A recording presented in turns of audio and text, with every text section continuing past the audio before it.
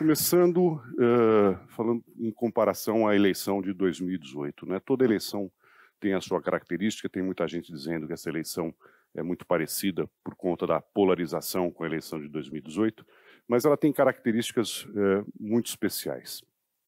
A não ser a polarização, é uma eleição completamente diferente. Em todos os anos que eu acompanho as eleições no Brasil, essa provavelmente vai ser uma das eleições mais disputadas e mais sangrentas, eu diria, de toda a história recente depois da redemocratização do país, né?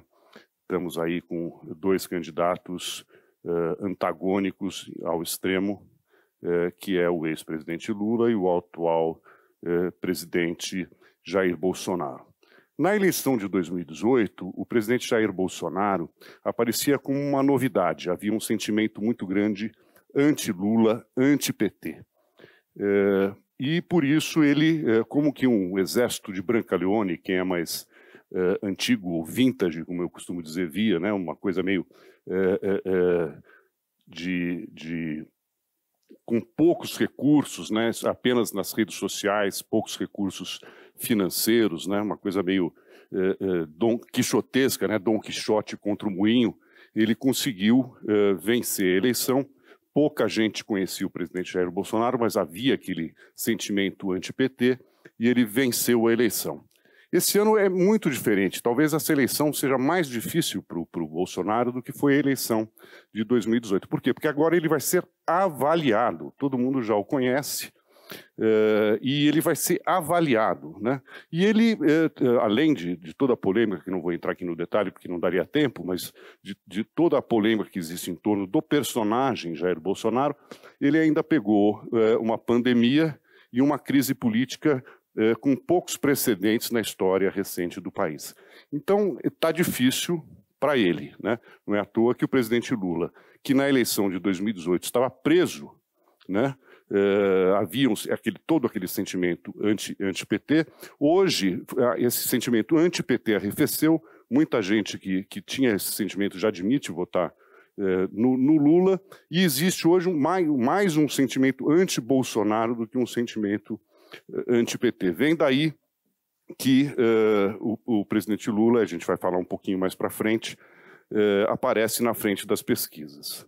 Bom, mas o importante aqui, nesse contexto nosso agora, é entender este momento atual, porque nós estamos muito longe. A campanha no Brasil, em que pese parecer que a gente já está em campanha há muito tempo, o presidente Bolsonaro, na verdade, nunca desceu do palanque, né? Desde que ele assumiu a presidência da República, parece que ele continua em campanha todo dia, né?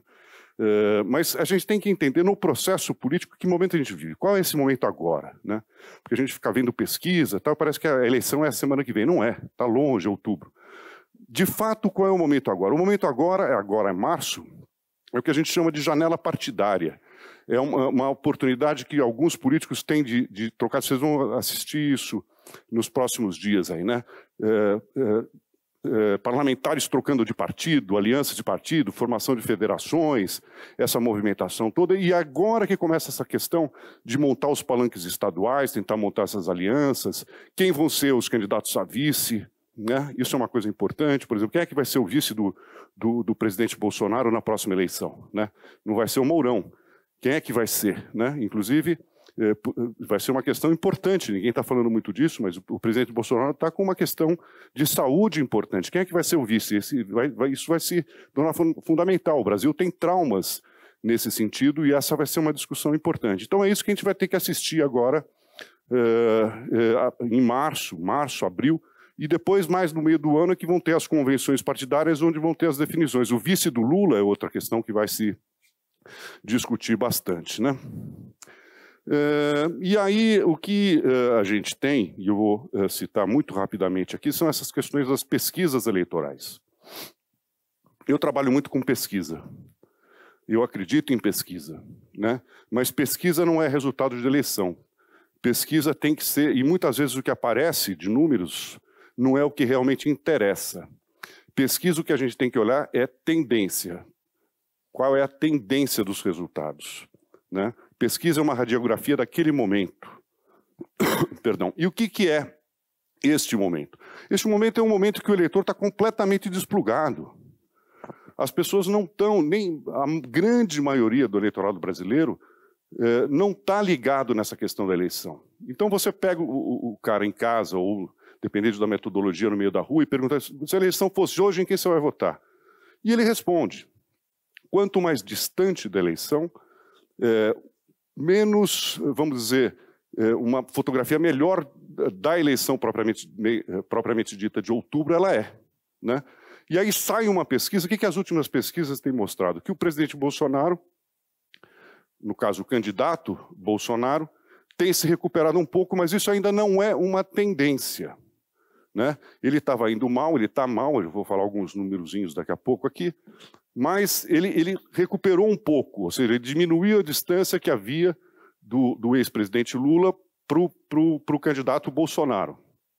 O que está afastando um pouco aquela possibilidade de que o ex-presidente Lula, do já ganhou, venceria a eleição no primeiro turno, né? Esses dias saiu aí a pesquisa CNT-MDA, e que mostra, por exemplo, na pesquisa espontânea, porque existem algumas perguntas no questionário, e a espontânea é uma pergunta importante, que é aquela que você chega sem mostrar uma lista de candidatos e pergunta: se a eleição fosse hoje, em quem você votaria? Então esse voto é um voto mais consolidado. Está dando 42 para o Lula, 28 para o Bolsonaro. Faz um certo sentido, né?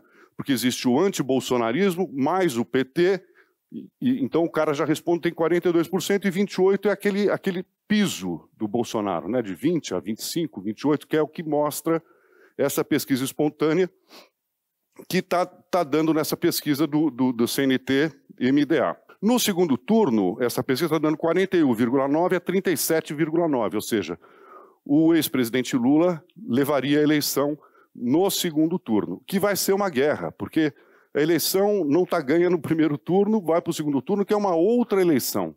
E vai ser uma batalha difícil. Vocês imaginam a guerra que vai ser a eleição desse ano. É importante também ver, que normalmente não aparece, que é o potencial de voto, que é aquele cara que diz assim: voto com certeza e poderia votar. Se você soma os dois, dá o chamado potencial de voto. O potencial de voto do Bolsonaro nessa pesquisa é de 42,6. O Lula fez 41,9. Ou seja, em tese, o Bolsonaro está ali no limite para poder até mesmo vencer a eleição no segundo turno. Faz sentido? Tá? Bom, agora, tem uma questão que é fundamental, que é a tal da rejeição. O Bolsonaro, nessa pesquisa, está com 55,4% de rejeição. Isso é muito alto, gente. É muito alto. Mais da metade da população diz que não vota nele de jeito nenhum. Isso pode mudar? Pode, e eu vou falar isso um pouquinho mais para frente, pode mudar, mas é muito alto. O cara sair de largada com mais da metade do eleitorado dizendo que não vai votar nele é um mau sinal. O Lula também não está abaixo. Tem uma rejeição, ainda existe um antipetismo, mas é menor do que já foi, ele está com 40,5%.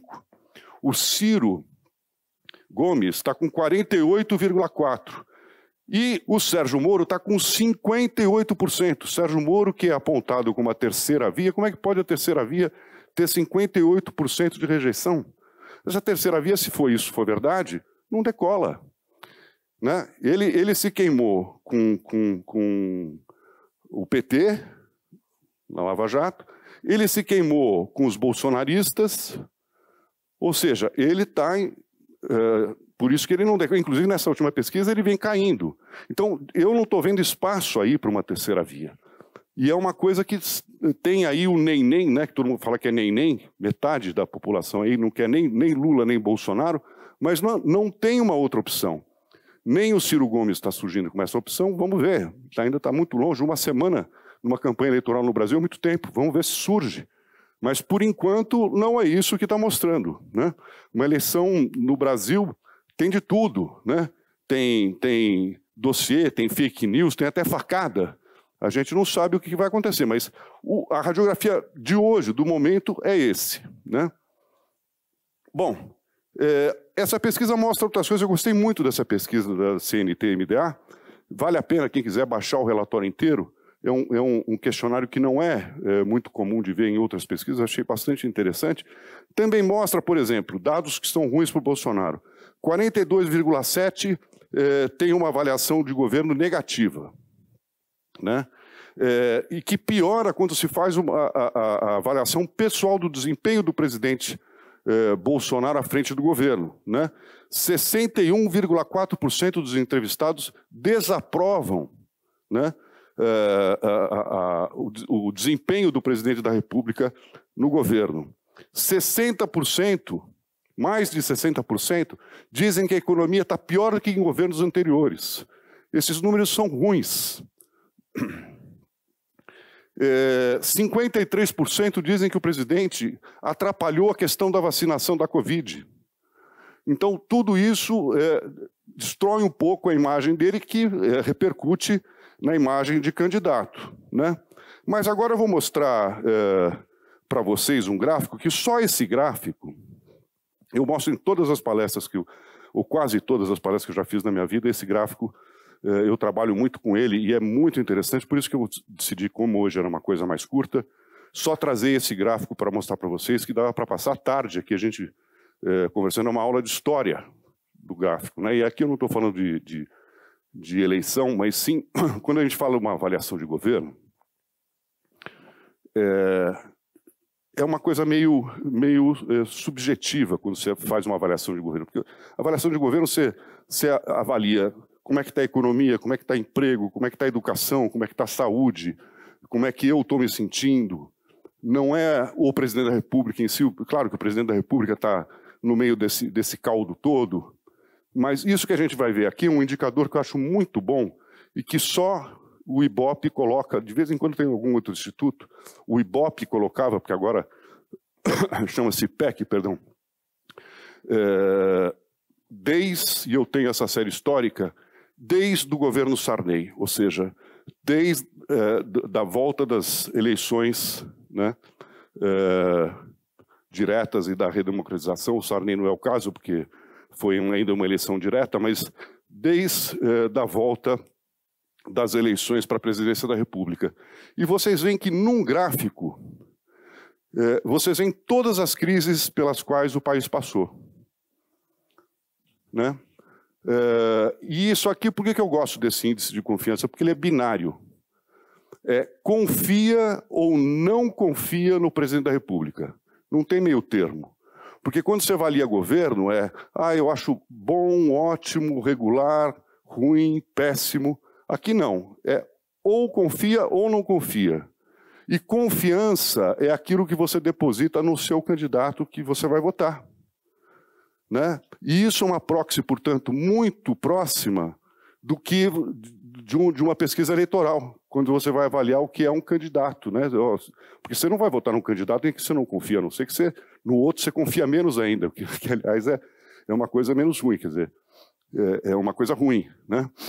Então eu não vou passar aqui por todos os gastos, mas vocês veem que eu aponto aqui, isso aqui faz muitos anos que eu apresento, mas eu queria só chamar atenção para algumas coisas aqui, né? Só nesse final aqui, para a gente não perder. Vocês veem que o presidente Lula estava aqui no fundo do poço, né? Só para explicar, essa linha média aqui é os 50%, é a diferença entre o confia e não confia. Então, o que eu chamo de linha d'água. Quando o presidente está acima da linha d'água, ele é popular. Quando ele está abaixo da linha d'água, ele começa a cair na impopularidade, né? E, portanto, quando você vai falar de reeleição, esse é o limite que você tem como uma possível possibilidade de transformação disso aqui em voto e, portanto, ser reeleito ou, no caso de eleger um sucessor. Então, vocês vejam aqui que o presidente Lula, depois, né, de cair aqui por conta do mensalão, ele veio aqui para baixo da linha d'água, mas houve o Bolsa Família, ele se recuperou, e aquela pernona grande lá, vocês veem o efeito que teve a campanha eleitoral, da reeleição. E ele acabou se reelegendo. Aquele fenômeno de queda, se vocês forem ver, sempre há, depois da eleição, sempre existe uma expectativa muito grande, depois existe um choque de realidade, existe uma certa queda. E ele terminou lá no ápice. Você vê que é o final de governo de maior popularidade, né? Com 80% de índice de confiança. E, portanto, ele conseguiu eleger a Dilma. Transferiu essa confiança para a Dilma, que, quando houve as manifestações, caiu, né? Depois você vê que ela caiu para baixo da linha d'água, mas também deu aquela pernada lá com a campanha, tirou ali a cabeça para fora d'água, se reelegeu, mas depois veio abaixo até que sofreu impeachment. Num processo que eu circulo ali muito parecido naquele do que eu chamo aqui de fundo abissal da popularidade, quando houve o impeachment do Collor também, né? Mas, enfim, e aí o Temer já começou por baixo, terminou mais por baixo, e aconteceu uma eleição de um outsider, que foi o Bolsonaro, do mesmo jeito que quando houve, né, aqui o Sarney lá embaixo, também houve uma eleição de outsider, que foi o Collor, né? O Bolsonaro também caiu, né? Mas depois, por conta, enfim, não vou entrar em detalhes do governo Bolsonaro, mas por conta do Bolsonaro e da crise econômica, da pandemia, de tudo isso, vejam em que ponto ele está. Ele está lá com 27% apenas no índice de confiança. Ou seja, pelo que se vê no gráfico, ele vai ter que fazer, comparem aqui com o que houve com a Dilma, ele está pior do que estava com a Dilma, quando todo mundo dizia que a Dilma não ia se reeleger. Naquela época, em 2014, eu disse, não, ela tem chance ainda, né? Porque vai ter a campanha eleitoral, ela pode se recuperar, né? Agora, o Bolsonaro está numa situação pior do que ela estava em 2014. Ele vai ter que melhorar bastante aí, né, para ir para o segundo turno. Eu acho que está mais difícil essa eleição ser definida no primeiro turno, mas tem chão, vamos ver, estamos muito longe, mas ele vai ter que se esforçar muito para acontecer aquilo ali, como houve com a Dilma, para ele conseguir se reeleger. Não está nada favorável, isso é óbvio, para ele hoje, né? Então, para terminar, seguindo para o final aqui, eu queria dizer algumas coisas. Em primeiro lugar, como eu disse para vocês, vai ser uma campanha difícil, vai ser uma campanha... as redes sociais tiveram papel fundamental, né, na eleição passada. Vamos ver se nessa eleição também vai ser. E existe um clima de beligerância, um clima de guerra, desde já, né? E com o bolsonarismo no poder. Quer dizer, na eleição de 2018 eles estavam fora do poder. E não se pode menosprezar um candidato que está sentado no Palácio do Planalto, né? Vão ser bilhões de reais que vão ser distribuídos, tem um auxílio emergencial, você tem a máquina do governo envolvida e você tem uma militância bolsonarista que está muito aguerrida e que não quer ser o próprio Bolsonaro, né? E, de novo, com uma estratégia, querendo adotar a mesma estratégia de 2018, do tipo não ter nenhum marqueteiro, nós mesmos que vamos fazer, e é preocupante com o dia seguinte, mas eu acho que isso é uma conversa para uma outra oportunidade, porque isso dá uma outra conversa nossa aqui. Mas eu acho que vai ser uma campanha muito feroz e não se pode descartar, por enquanto, nenhum cenário. Nem mesmo o cenário de que o próprio presidente Lula eventualmente desista de ser candidato. Porque, vejam, se o presidente Lula eventualmente perceber, e ele é uma pessoa de uma inteligência política muito forte, se ele perceber que eventualmente ele pode perder a eleição, eventualmente, e todos eles têm números de pesquisas próprias, ele não vai entrar num risco desse. Por enquanto, a coisa está calma. Mas essa eleição vai voltar toda aquela acusação de mensalão, de petrolão, de ataques pessoais. Vai ser muito desgastante essa eleição, para ele e para todos, né? E outra coisa, ele diz que quer reconstruir o país, mas o momento, inclusive geopolítico mundial, não é o mesmo que havia quando ele ocupou o primeiro e o segundo mandato. Não é tão propício. Quer dizer, você imagina se ele eventualmente vier a ser eleito e for fazer um mandato e for avaliado que a nova presidência dele foi pior que as anteriores. ele vai estar desconstruindo ainda mais a sua história.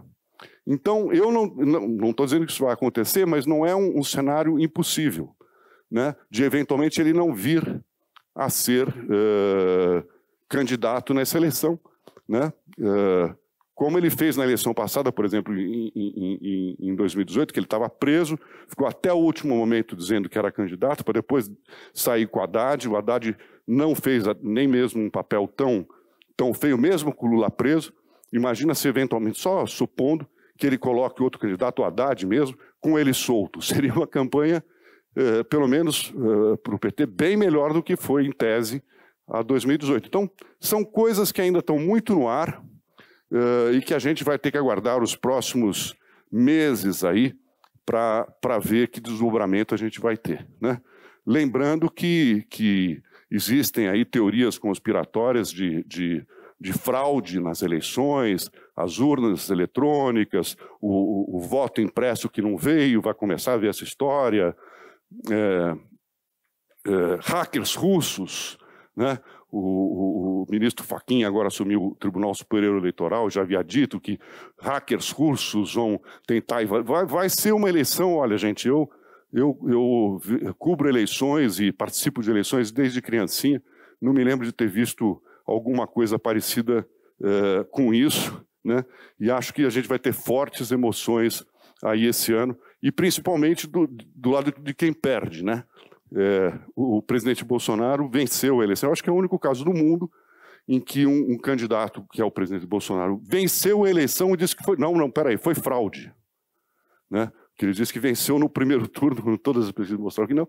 E se foi fraude, como é que deram a vitória para ele no segundo turno, né? Agora, paradoxalmente, ele está dizendo que se não houver segundo turno é que foi fraude. Quer dizer, esse país realmente a gente precisava levar para a NASA para explicar, né? Eu queria agradecer mais uma vez a atenção de vocês e a oportunidade. Espero que seja a primeira de muitas outras, porque assunto esse ano não vai faltar. Muito obrigado.